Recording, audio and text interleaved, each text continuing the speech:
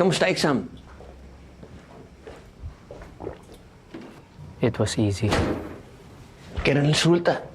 Don't know, but I'm sure I aced it. Some of the questions I've already read it somewhere. That's why I love reading that. Wala ang tita Katrina mo eh.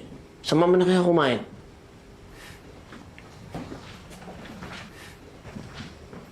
Sabi ng tito Tristan mo, doon daw nakatira si Trip. Tsaka si Topher sa flat niya. Topher, yung nakakainis na yun. Sobra ka naman sa pinsan mo.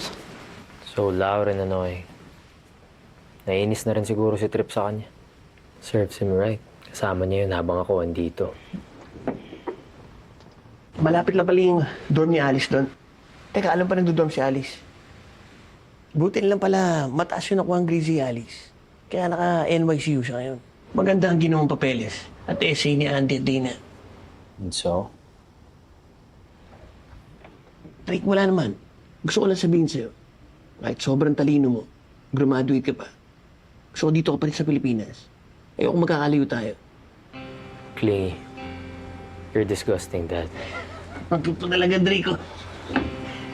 Kumain na kaya tayo. Minsan-minsan lang nga tayo magsama eh.